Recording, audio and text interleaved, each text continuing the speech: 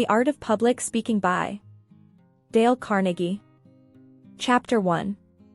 Acquiring Confidence Before an Audience. There is a strange sensation often experienced in the presence of an audience. It may proceed from the gaze of the many eyes that turn upon the speaker, especially if he permits himself to steadily return that gaze. Most speakers have been conscious of this in a nameless thrill, a real something, pervading the atmosphere, tangible, evanescent, indescribable. All writers have borne testimony to the power of a speaker's eye in impressing an audience.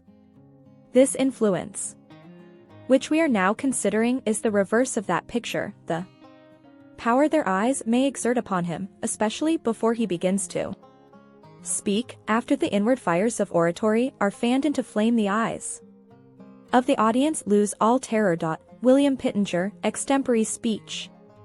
Students of public speaking continually ask, how can I overcome self-consciousness and the fear that paralyzes me before an audience? Did you ever notice in looking from a train window that some horses feed near the track and never even pause to look up at the thundering cars, while just ahead at the next railroad crossing a farmer's wife will be nervously trying to quiet her scared horse as the train goes by? How would you cure a horse that is afraid of cars? Graze him in a backwoods lot where he would never see steam engines or automobiles, or drive. Or pasture him where he would frequently see the machines. Apply horse sense to ridding yourself of self-consciousness and fear. Face an audience as frequently as you can, and you will soon stop shying. You can never attain freedom from stage fright by reading a treatise. A book may give you excellent suggestions on how best to conduct yourself in the water, but sooner or later you must get wet, perhaps even strangle and be half scared to death. There are a great many wetless bathing suits worn at the seashore, but no one ever learns to swim in them. To plunge is the only way. Practice, practice, practice in speaking before an audience will tend to remove all fear of audiences, just as practice in swimming will lead to confidence and facility in the water. You must learn to speak by speaking.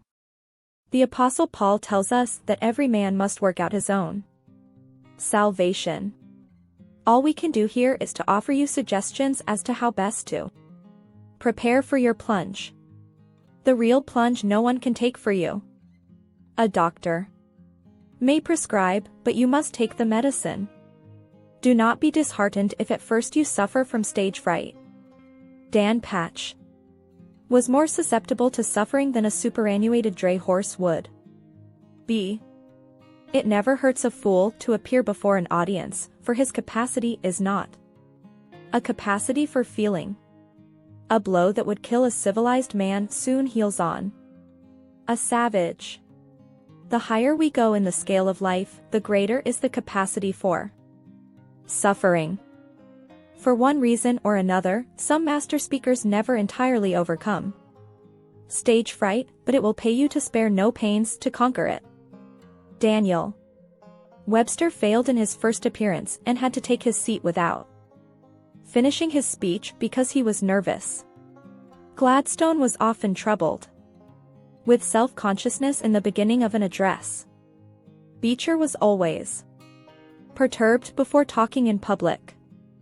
Blacksmiths sometimes twist a rope tight around the nose of a horse, and by thus inflicting a little pain they distract his attention from the shoeing process.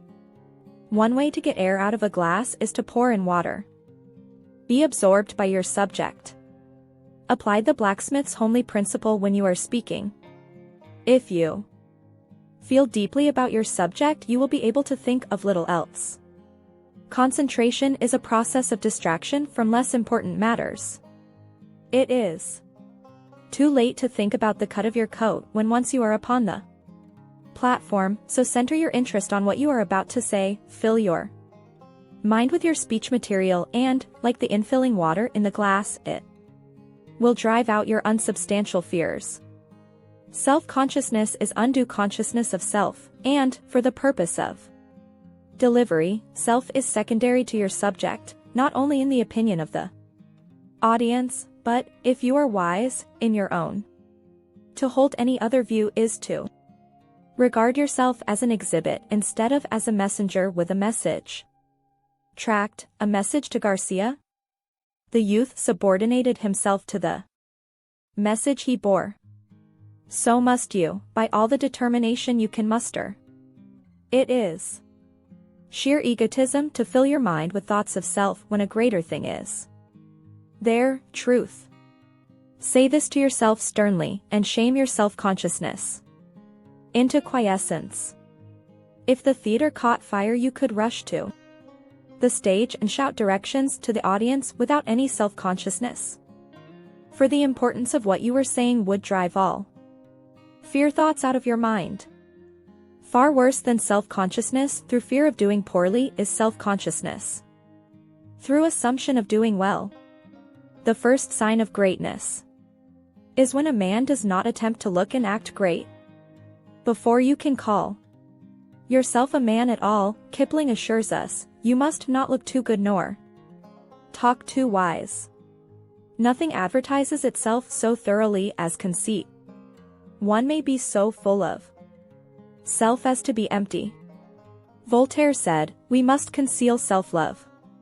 But that can not be done.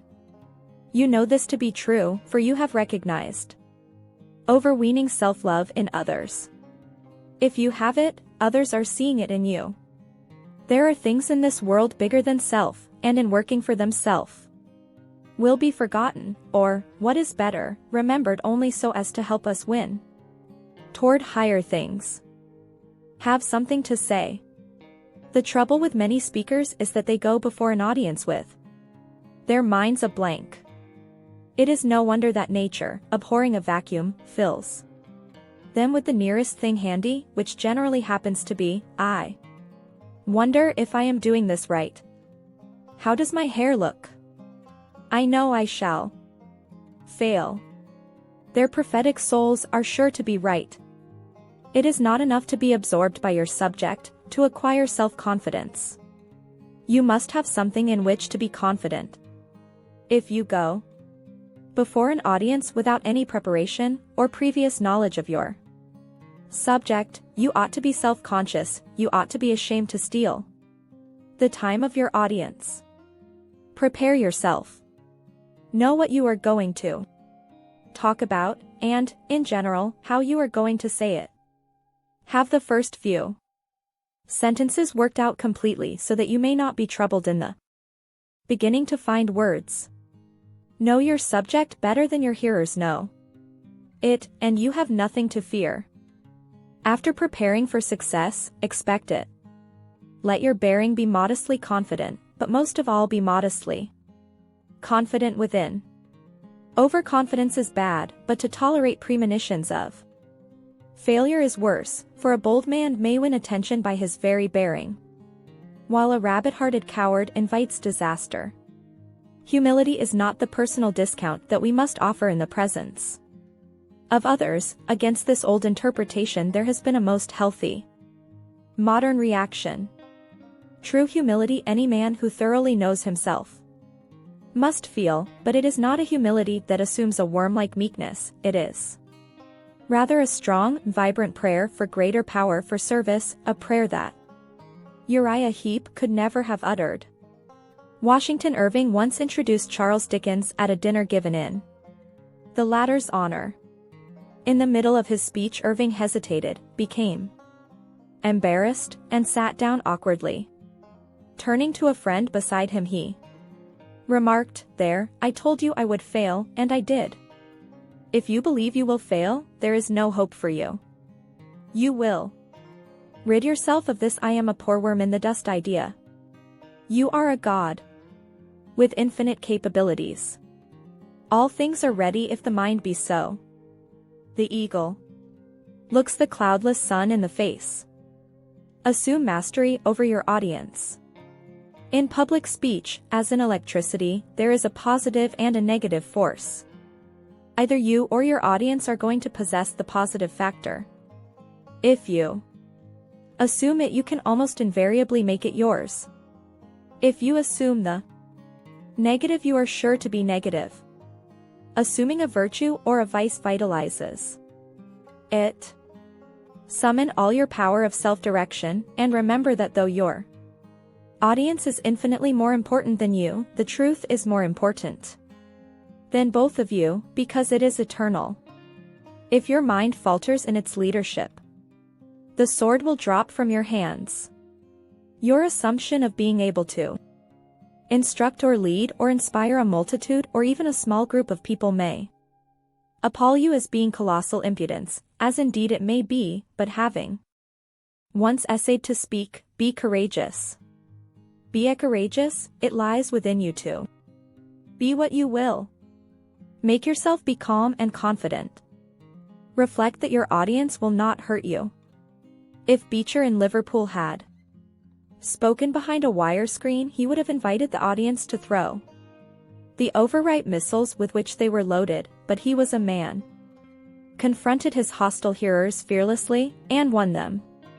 In facing your audience, pause a moment and look them over 100 chances to 1 they want you to succeed, for what man is so foolish as to spend his time, perhaps his money, in the hope that you will waste his investment by talking dully? Concluding hints. Do not make haste to begin, haste shows lack of control. Do not apologize. It ought not to be necessary, and if it is, it will not help. Go straight ahead. Take a deep breath, relax, and begin in a quiet conversational tone as though you were speaking to one large friend. You will not find it half so bad as you imagined. Really, it is like taking a cold plunge. After you are in, the water is fine. In fact, having spoken a few times, you will even anticipate the plunge with exhilaration. To stand before an audience and make them think your thoughts after you is one of the greatest pleasures you can ever know. Instead of fearing it, you ought to be as anxious as the foxhounds straining at their leashes, or the racehorses tugging at their reins. So cast out fear, for fear is cowardly when it is not mastered. The bravest know fear, but they do not yield to it. Face your audience pluckily. If your knees quake, make them stop. In your audience lies some victory for you and the cause you represent. Go win it. Suppose Charles Martel had been afraid to hammer the Saracen at Tours. Suppose Columbus had feared to venture out into the unknown West. Suppose our forefathers had been too timid to oppose the tyranny of George III. Suppose that any man who ever did anything worthwhile had been a coward. The world owes its progress to the men who have dared, and you must dare to speak the effective word that is in your heart to speak, for often it requires courage to utter a single sentence. But remember that men erect no monuments and weave no laurels for those who fear to do what they can. Is all this unsympathetic, do you say? Man, what you need is not sympathy, but a push. No one doubts that. Temperament, nerves and illness, and even praiseworthy modesty may, singly or combined, cause the speaker's cheek to blanch before an audience. But neither can anyone doubt that coddling will magnify this weakness. The victory lies in a fearless frame of mind. Professor Walter Dill Scott says, success or failure in business is caused more by mental attitude even than by mental capacity. Banish the fear attitude, acquire the confident attitude. And remember that the only way to acquire it is to acquire it. In this foundation chapter, we have tried to strike the tone of much that is to follow. Many of these ideas will be amplified and enforced in a more specific way, but through all these chapters on an art which Mr. Gladstone believed to be more powerful than the public press, the note of justifiable self-confidence must sound again and again.